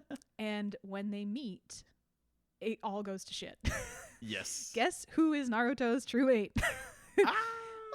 And in this world, true mates are a rare phenomenon. Yes. It is uncommon for someone to meet their true mate or even necessarily have one, although plenty of people bond and mate separately from that. They just sort of, it's like the difference between having like a dating situation and like compatible versus like soulmate. Yes. And I would say true mate is a version of soulmate. Exactly. And in this case, like you, like the scent thing is really, really big. So the sense of like Sasuke and Naruto, they get into each other, like they get into a room with each other and like can't function. It just like completely fucks them up. Yes. And they're like, oh god, oh god, oh god. And Naruto's like, I'm gonna leave my associates to handle the contracts. And I was like, what contracts? It doesn't matter. And then they just kind of go and they realize pretty quickly what has happened. That like, oh, okay, like they both have a little bit of like a minor freak out because it's so unlike either of them to be like flustered at all, because both of them are known as like very sharky. So they were just both like, oh shit. And like Naruto's closest confidants know that he is not an alpha, but it's like a very, very, very well kept secret. Yeah. And then Sasuke doesn't know at all, obviously, because why would anybody know? And so they figure out pretty quickly that that's what's happened. And then they're like, well, obviously what we're going to do is like, we're just going to like have to ride this out. Like, what can we do about this? Because neither of us are interested in a mate. Right. Obviously. And this is where I was like, oh, fucking men. Yes. Talk about your shit. But they go back to Naruto's doctor, and Naruto's doctor's like, well, you basically have a 3-month timeline. And if you don't like bond, if you don't do the like bite claimy thing, then your body processes it as a failed bond, and you just kind of go about your business. Yeah. Like, but you can never get it back. Right. Once you fail it, it's done. It's over. And they're like, okay, perfect, great. Like, all we have to do is like wait out the 3 months. And the doctor's like, well, you like, I can kind of update your like suppressants and your drugs and all that kind of stuff, but like your scent is like your biology is changing. So like, it's kind of like you have to like see each other a certain number of times a day and like spend X amount of time together. Or you go into withdrawal, and like it is like a whole body like thing. And they're like, well, obviously the solution is to see each other every day for X amount of time at these very regular intervals to try to solve this problem. And I was like, ha ha ha. I know what's going to happen. And they're like, well, it's for work. Right. We're going to work together. Obviously for it's work. Working meetings. It's obviously working meetings. And then they pretty much immediately fuck. Yeah. Well, first they like fool around. Yes. Yeah. Because they're like, well, the like we can kind of just like goof off maybe, and it won't change our biology that much, right, and it'll be fine. And then they determined very quickly that that's not true. No. And the doctor was like, no, you idiots, like any amount of like intimate contact is going to make your sense mingle for longer, so people will know that like something has happened. Because Naruto is the one who is like the most nervous about people being able to sense a change. Sasuke, like, it's just, you know, okay, he's like dating someone, whatever, right. But Naruto obviously has far more to lose. And so they also like, Sasuke is very good about immediately being like, oh, I won't out you. And there's like a contract in place. Like, they're like, any, like the NDA is covering this, whatever. Right. And so as compared to, I think between the two perspectives, I think Naruto is more human, more like, oh my God, I just want to fuck him. Yep. Like, and like very sort of like effusive. And Sasuke is very like almost automaton about certain things. And I was like, how much of this is even just like the narrator understanding that like this character is so deeply private that it's even private from the reader, which is sort of an interesting take. And so they're going about their business. They're like working on stuff. They realize they have a challenger for whatever project thing that they're doing, their businessy thing. There's another company that is trying to do the same thing that they're doing, but with worse items. Like it's some kind of wearable. It's like they're in wearable tech. Mm-hmm. Essentially. So I think Naruto's company is the one that makes the like hardware, and Sasuke's is the one that does the software, and so that's how they're partnering. And maybe it's vice versa, but essentially because they're both startups, they're like doing something that no one has done before, presumably in this world. And then someone like a mega corporation who's just been buying up a ton of startups and using those foundations to push out new products is like getting on this train, but they have more money, more resources, and so they're going to beat them to the market. Right. But they are not, like, their actual physical product is not as good. No, exactly. Like they can't compete with what Naruto's company has built. Yes. But they can just like beat them to the punch in terms of a drop, and that can like kill any good product. It doesn't matter that your product is better if it's not first. Right. So they kind of have this thing where they're like, okay, well, they figure, the doctor finally is like, well, you can just fuck, it's fine. Just get it over with. They reach a point where it's like, well, if you're just gonna do this, like, just tell me so I can like adjust the drugs such that like we make it work. And they were like, awesome, and they immediately fucked. Naruto's really into rally car racing, which I assume is kind of like drag racing. Yeah. Like a similar kind of idea where it's like you have some kind of car and you're going off road and you're like, you know, you're doing stuff that is legally and technically ill-advised. Yes, correct. Like, and Sasuke drives a motorcycle, so of course Naruto is like, fuck me on that motorcycle. He's got that thing between his legs. Yes. And has like a great time with that. And the car is like the first time they fuck around, because Naruto teaches Sasuke how to rally drive the car, and Sasuke like rolls it, and so they get into like this very like high adrenaline whatever. So that's the kind of, it just like breaks. Yes. And then from there on out they fuck a lot. In many different configurations, all the time, having a grand old time. And the thing about them that's like kind of fun is that they're obviously fighting this true mate match thing. But they're also just like compatible. Yes. And as the reader, you're sitting there going, man, if you would just have a conversation about it, you'd actually be fine. You would figure out Totally pretty quick unreasonable. that a lot of the concerns that you have about mating are not based in reality. So solvable. It's a solvable problem. Yeah. Because neither of them wants to give themselves over to biology or whatever. And I was like, okay, so, but you're spending all this time together and just like having a fucking grand old time. Yeah. And neither of you feels put down by the other. Neither of you ascribes to these antiquated gender roles. And you're obviously like totally fine. It does like, but I do think makes like a really interesting point of how much society can play a part into your mentality. Because so much of what Naruto is like talking about too is like him saying like, I don't want to be owned by anyone. Like he like, even if I get with Sasuke, I don't want him to think I'm his bitch or anything. And like, obviously Sasuke wouldn't do that. Right. And like, I think Naruto intellectually understands that, but it is a lot of that like. But he could. Yeah. And it's so interesting too, because it's like, they both don't want to play a part in like, they don't want to give into their biology, but by using it as the main reason to stay apart, they are in a way giving in to like all of this, you know? Yeah. It's so fascinating. Yeah, I think that's a real fair point. And also Sasuke, like, Naruto has very, very valid reasons to be concerned. I think more so than Sasuke. For 100%. I'm like, Sasuke, you got to use your big kid words. Yes. Speak, like, man. Yeah, speak any words, yes, please. But Naruto, like, yeah, to your point, like, he has this conversation at points about 2/3 of the way through the fic where it's like, if I were to be mated with him, it doesn't matter how good of a person I believe him to be. He would own me legally. Yeah. It changes the dynamic. And like, I believe he wouldn't, but he could. Right. And that the fact that he could is the problem. It is, yeah. And so they kind of have this realization or this recognition that like Naruto, like they're doing this Heidi game and like they're very tired of it. And they're like, okay, Naruto is like, well, I kind of want to come out. Like, I kind of want to tell people that I'm an Omega, but like in order to not nuke our own deal here, what we should do. And like, they do this like survey. I was like, oh my God, this is so corporate. Yep. They do like an audience survey and the audience is like 95% against Omegas having power unless they have a track record of success. I was like, wow, it's like women. Yep. Yeah, this is what I mean when I'm talking about like Omegaverse having a really interesting conversation with actual gender roles. Yes. But they were like, well, if we win this competition with this other company and then you come out after that, what a fucking baller move. Yeah, mic drop. Yeah, and he's like, it might end my career. It could be the end of my career, but it could also be an incredibly powerful thing, and I'm ready to do that. Yeah. So they have this plan. Itachi, who is Sasuke's brother, comes along for dinner and is very like, look at you. I see how like, you think you're not true mates. This is hilarious. And I got the sense immediately that Itachi was going to meddle. Yeah. He seems like a meddler. Whatever gave you that impression? Yeah, I don't know this show from Adam. Like, I've never seen this anime. I'm not familiar at all, but I was like, Itachi's a meddler. I know this about him. Itachi's a meddler. Boy, is he. I understand that he do like horrible things in the anime. He kills his family. That's what it is. But only because his family was about to overthrow the village leadership. So he does it in a way to save like people, but it is him like meddling. Yeah, sure.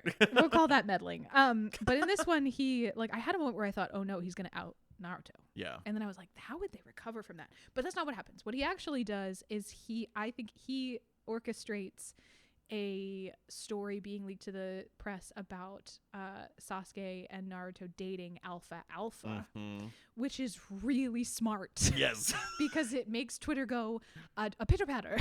A pitter patter. Yeah, and like the author very clearly exists on fandom Twitter because it's like there's some tweets in there that are just like perfect. Yes. Where it's like, man, I wish I could let me ride that motorcycle.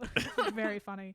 And so it's like a perfectly timed thing right as they're about to launch, and it like they win. Yes. Because of a combination of like their success and their skill and their hard work as business people, the work that they've done to like navigate like, you know, the issues that arise from launching so much faster than they thought they were going to have to, and then also the like publicity that they get for free from this thing that they couldn't have afforded. They literally could not have marketed their thing this way without this. They end up beating the other company to the market and they succeed, and it's wonderful. Sasuke kind of reckons with the fact that like he had been really like, he was really not interested in using his family's money and wanting to build himself on his own, and his brother kind of steps in and is like, why? Like, why are you being so stubborn? But Yeah. Naruto's like on board. Naruto's Yeah. like, well, fuck it. Like, we'll just do it ourselves. Like, I get it. Mm-hmm. I get not wanting to owe anybody anything. I get Exactly. wanting to be your own person, Mm-hmm. which again is why they're compatible and why I just wish they'd use their words. But they're dumb boys. But they're dumb boys. And so they do. And then as part of a press conference after they have released this tech thing, whatever success, Mm-hmm. Naruto comes out as an Omega. And in this process, you also learn that a big part of the reason that Naruto is the way that he is that his parents were Omega rights activists who were actually killed Mm-hmm. for their beliefs. And so he like started presenting as Omega and basically like panicked and was Mm-hmm. like, well, I'm not gonna like, I'm going to show them, I'm going to show the world that an Omega can do anything. And he kind of has come to this realization. He's like, I didn't show anybody anything Mm-hmm. because they think I'm an alpha. Right. So if I really want to honor my parents' legacy, if I really want to have this as like Omegas can do anything, then I need to take this legacy of work that I've done and be like, and I was an Omega from the start. Mm-hmm. Fuck you. Yeah. And it's very cool. And then in a sort of very quick denouement, Oh, it happens quick. it sure does. They're like, I guess we're mated now. Yep. They kind of talk about it and then they get mated and then they're like, actually, this is great. We're having a grand old time. Yeah. And that's the end of the fic. And so, like, I enjoyed it. For Nice. somebody who's neither a Naruto person nor an Omegaverse person, I think it was really well done. It's extremely well written. Nice. Again, it's not the type of prose I usually gravitate to, Yeah. but I can recognize that it's extremely well written. Right. I did appreciate the author's real commitment to the mechanics of this world Mm-hmm. and really being consistent Yeah. with stuff. Like there's a level of consistency and depth to the mechanics that I think takes a great amount of skill to pull Mhm. off well without feeling like too like I'm giving you a textbook. Yeah. And there was still a good amount of like emotion and heart in this Mhm. that I think was great. Would I have liked to have known, for example, what food they ordered? Yeah. Yes, I wouldn't immersion. I wouldn't have complained about a few more details. Of course. Sure. But also it was a really great, it's like just under 100,000 words. So it was Mhm. like kind of perfect, like the perfect length, I Yeah. think, for a long fic. So no real complaint, just Sure. a personal preference. No, I hear that. There's one author's note also that like sent me through the roof. And I wonder if it's the Yes. same author's note that you had, where early on, I think it's the first time that they truly have like penetrative sex. Uh-huh. I gotta find it because I gotta read it. And I think it would have been, let me see if I can find it. All right, let's go. We're just gonna scroll through. I found it right away. Oh, amazing. Great. Okay, so quick note on this chapter. As many of you know, I am not fully on board with a lot of the weird biology elements of ABO sex, which is why I was nervous about writing this fic. Side note, you did a great job for someone who's like a little squidgy about it. Mhm. Like, good job, author. Continuing. So for many of you ABO purists, this chapter might feel sort of not in line with trope. But here's the thing. Penises the size of my arm scare me. So I don't want to write about them. Yeah. Also, I spent a summer working in public health in a developing country, so when I read about huge amounts of liquid flooding out of someone's ass, I think cholera. Not sexy. So we are here with pretty much normal human biology, except for very unrealistically short refractory periods and crazy amounts of sexual attraction. I just can't get myself all the way into the ABO land when it comes to the sex. Sorry, hope this still works for you, though. Yeah. And when I read that, I laughed for about 4 minutes.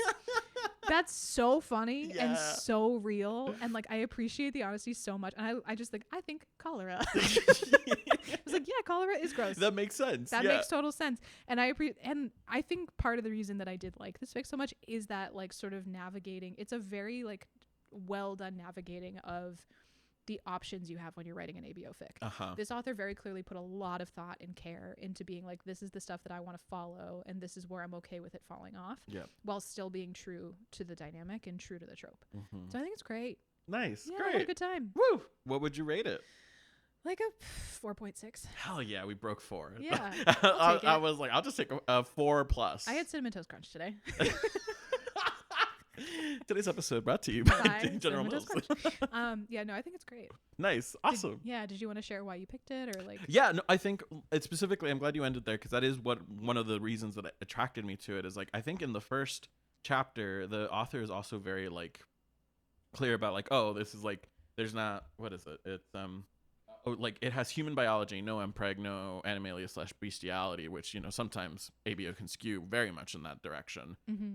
It felt interesting to me to read a fic by someone who was like I'll write an ABO fic, but like there's aspects of it that I don't like. And yeah, specifically what you're mentioning is like they took the parts that they were interested in and wrote a really compelling narrative around those things, and I think it works really well. Mm-hmm. Yeah, I really enjoyed. This was a fic that I come back to every now and then. So I was like, okay, perfect. I've got one that I can shoot out. We've also we've reviewed another Kizukatana fic on this podcast. The one with his eyes, his eyes that see everything, his red eyes Oh my that see god, everything. the eyes! I forgot about that. And I was like, oh my gosh. So I think it was at least we didn't have that moment this time. We have improved. We have improved. This author's great. I credit where credit's due. I read a lot of their fic. Nice. Yeah, and I very much enjoy it. So yeah, I think it had a lot of interesting things to say about like the politics of an ABO world that sometimes get overlooked, or sometimes it like feels a little like exploitative in a way that I don't particularly love. Totally. And I think this just navigated it super well. Yeah, it feels like sometimes ABO fic like touches on it but doesn't deal with it. Yes. And this one deals with it in a big way. It's like, okay, this is actually like, this has ramifications down the line for people, and it's actually kind of ruining people's lives. Yeah. What does it mean to really like have the opportunity to reckon with that and to like challenge it, and what are the stakes of that, and what's the risks?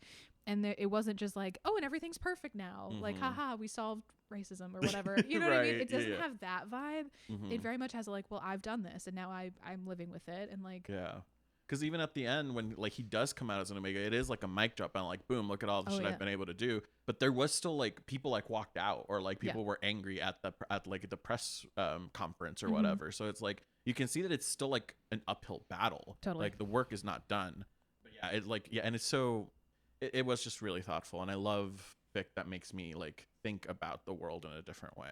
Yeah, I liked it a lot, and it does. I mean, I feel like I have. I'm gonna say a thing and just own it. I feel like I've leaned more heavily into misandry in the last like year. Not for real. That's a joke. But I have just been a lot more conscious of like, I think every woman, every queer person, every person of color has been really hyper aware of things right now, like for very obvious reasons. For sure. And I've just had a lot of interactions where I'm like, it's not every man, but it's always a fucking man. Yes. And that. And so like having some of those, like living some of that, or like reading some of Naruto's experiences resonated very clearly with like a woman in a male dominated space feeling. And I think that's really well done, and it could apply to a lot of other, I think, similar oppressed identity. Oppressed person in a like majority whatever situation, where it's like, you know that you are working and you feel like you have to work 3 times as hard to get a quarter as far, and like you have to hide parts of who you are or all of who you are, and like there's real risk involved and like all that kind of stuff, and you can't just be yourself. There's a grief to that. And so it's like, okay, I really appreciate reading this fic right now because it feels very, very prescient for the situation that we're in right now. Yeah. So yeah, 10 out of 10. I also liked that it feels like our fics were complimentary. I agree. I had the same thought. Yeah. I loved it. We've covered the spectrum. We sure did. Happy Pride. Go team. Go team. It was great. So yeah. Well, that was so fun. That was fun. I've missed this. I have missed you, and I've missed reading fanfic and just shooting the shit. Me too. I've missed you too. It's like technically we're at the end of our episode, but I want to talk for 3 more hours. I know, right? But I have to drop you off, and I have to go. Oh yeah, you got to get going. Well, I don't have to be there until 4. There's some time. It's 2:15. Yeah. We can hang out. We should. We can hang out as real people. Oh, holy shit. Holy shit. That's wild. Have you eaten lunch yet? I have not. Great. Problem solved. Excellent. Alan, do you want to send us out, or do you want me to do it? I would love you to do it. You're like, please don't make me do that. Please don't make me. This has been the Fic List. Technically season 7. 7? We didn't really have a season 6. Oh, that's right. Season 6 got so short. I think we can kind of nix the It's season like vibe. Yeah. It's like we don't really have seasons anymore. Yeah. I think we're just going to do this when we do it, and it's fine. Yeah, I agree. So thank you everybody for being part of the journey. I'm going to pull up our Ko-Fi. I forgot to do this before starting the recording, so we're out of practice. Hold for one moment, please. But we love you very much. We appreciate you. I'm going to read your names really shortly. Yeah, Aaron's looking at them. Yeah, I've been reading our Ko-Fi supporters' names on the interview podcast. Good. That's awesome. Okay, so we have. Why did they do that? There's a subscribers or a supporters and a memberships tab in Ko-Fi, and when you go to, I always go to supporters because I'm like, obviously these are people who support us. Right. No, it's under memberships. annoying. All right. Big love to, and just in order of how Ko-Fi has listed them, Sly, Danielle, Rose, Leo, Allie, and Dion. Oh my gosh, thank you all so much. I do really, really love you all so, so, so much. And I'm going to keep loving you forever and ever. Yes, that's true. It's in the contract. You know, and if you as a person would like to donate to us, you can. Please don't ever feel compelled or, required. But if you like what you hear and you enjoy our little dub podcast or my interview series that is also on this channel, you can find us at ko-fi.com/thefficlist. Like, the minimum amount is literally $1, and we do have folks that do literally $1, and that is still wonderful and so helpful. Yeah, so that is an option if you would like to. Right. Again, no please pressure. don't feel any pressure.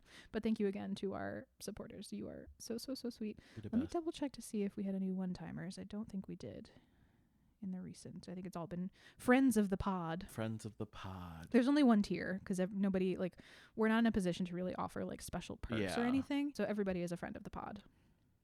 You listening? You are a friend of the pod. You are a friend of the pod. I'm a friend of the pod. I don't think that's true. You are the pod. Well, I can be a friend to myself. Shut up. If you would like to follow us on social media, you can. I would say the two places that are functional. The first and foremost one is tumblr.com/thefficlistpodcast.tumblr.com, which is run by our nearest and dearest Caitlin. So Caitlin runs the Tumblr, and that Tumblr is the best thing Yes. of any of our social media by far. 100%. You may have also met Caitlin at any of the Comic-Cons that we've done over the last couple of years. Caitlin comes, and Caitlin did her own solo That's right. thing, Oh my about the gosh. history of queer animation at the most recent one, and it was baller. It I'm was so sad to good. have missed it. It's easily the best one. I believe it. I also did a solo one about how to use AO3 and biffed it. No, I don't believe that. It wasn't terrible. It just wasn't up to our usual standards. Bummer. Partially because I made it as like a AO3 for dummies, but the people who showed up were like lifelong Pros. AO3 users. So they were like, "What about skins?" And I was like, "I don't do that." What are you talking about? And I was like, and then Caitlin had to like save my ass. Oh. And she was like, "It's over here." I was like, "Thank you." So it just wasn't the right match for the audience. Anyway, we had a great time. Good. So go follow the Tumblr, and then I'm on TikTok. Yes. The TikTok, I will be totally honest, has super slowed down, especially since the election, because it just feels like kind of shitty to be posting like goofy little fandom TikToks right now. I'm navigating it because it's like there is still value in having conversations about stuff. There are interesting conversations to be had about fandom intersecting with politics. I don't know that I'm prepared to like lead those in that space. For sure. I would rather have these conversations over the podcast in long form. Yeah. That the level of nuance that TikTok is capable of, not great. I see what happens to like Dean and other people who try to have conversations about especially like censorship in fandom spaces, and I'm like, I just don't have it in me to manage that while I'm dealing with all the other stuff on my life. Yeah. So the TikTok's there, and I occasionally, if something like really, when the this was really fucking rude sound come on, I was like, oh, okay, great. So if a good sound comes along, then I like come out of retirement. Yeah. But yeah, come out of retirement. I'm not posting regularly there. I am posting some ukulele on my side TikTok. Yes, I saw. So fucking good. And using the Fic List to repost it. Good, as you should. As is your right. Yeah, this is my right and privilege. And then Instagram's dead. Yeah, rip in peace Instagram. I mean, I do post, anytime I do post a TikTok, I do post it to YouTube and Instagram the same way, because they have recently made it much easier to do both of those things. That's awesome. But, those accounts are just much smaller. Yeah. But if you only use those accounts, that is where you can find Still all available. of our stuff. And podcast episodes port automatically over to YouTube in full. Awesome. So if you're interested in listening to this episode on YouTube, if you want to listen to the interview series, author's notes that I'm running. And you absolutely should. They're amazing. I'm really proud of them. Good. You should be. I don't know how much longer I'm going to have the bandwidth to do it. Like, it might be one of those things where I just kind of like, some months I don't do it, and that's okay. Yeah. But the most recent episodes have been with my friend Daniel Thrasher, who's a YouTuber. So sweet of him to be my first guest. Our friend John, yes, who is a dramaturg in New York, amongst other things. And then Kaylin Hertz from the Try Guys. So wild. Oh my God. Which is fucking crazy. I am obsessed with you always shooting your shot and just getting really great guests. Why not? Yeah, why not? Why not? Let Aaron be the like North Star of like, you should just try. Send a really well-written email and you might actually win. There you go. I'm this close to getting TJ Klune. Yep. I'm going to shit my pants. I also really have to read House on the Cerulean Sea. Oh my God. I tried listening to it in an audiobook, but I haven't been. I'm an audiobook girly in the car only, and I haven't had a long car ride to just listen to it. Yeah. I need to be trapped. Otherwise my brain can't process. I have Yeah. to be doing something with both hands and unable to like move around or like do something else. Yeah. Because once I'm doing something else, my brain wanders. Yeah. I And I'm feel just, that. I have no. I've gotten really into audiobooks when I'm like doing Lego or something, like Yeah. mindless. Yeah, and I don't have a great like at home hobby for that yet. Yeah. Because sewing to me is like a music hobby. Oh yeah, that makes Like, I gotta sense. have And you have just- to be focused too. Yeah, and so like I don't really have anything else comparable yet. Right. So driving is perfect for me for audiobooks because it's like, well, I'm paying attention to the road, Mm-hmm. but also listening actively. Yep. I listened to Camp Damascus by Chuck Tingle. Oh, on my nice. How list. was that audiobook? God, it was incredible. Mara Wilson. Shut Super up. good. That's awesome. It's so good. And Oh it was my like gosh. a great choice for that audiobook. I love that, That was the yeah. first audiobook I've ever listened all the way back and forth. Wow. It was really, really great. That's awesome. Yeah, that's a great book if you're looking for a good like summer horror book. Hell yeah. Really fantastic, very uplifting, very queer. Excellent. We love Chuck. We need more of that. Mr. Chuck Tingle, we miss you. Friend of the pod, Mr. Tingle. Yes, we do love Chuck Come back, Tingle. please. Met him at a Comic-Con too. Yeah. He was great. I We bet. invited him to our Omegaverse panel and he was like, I'm so sweaty, I can't. I have to go home. And we were like, that's fair. It's You've like been, under this mask. yeah, you you've been wearing the pink bag for a while. I get it. And he was Yeah. like, thank you for understanding. Like, anytime. I walked up and I was like, we're from the Fic List. And he was like, I can see your t-shirt. I was like, great. And he signed our books. He was really nice. It was really, Nice. really great. Good. All right. We gotta go. We have an email to write. Yeah, I know. We have so much to do. All right. Anything I missed? No, I think that was perfect. All right. I love you all so much. And Thanks for listening. maybe we'll come back. Maybe we won't. Okay, bye. Yeah, bye. Oh man.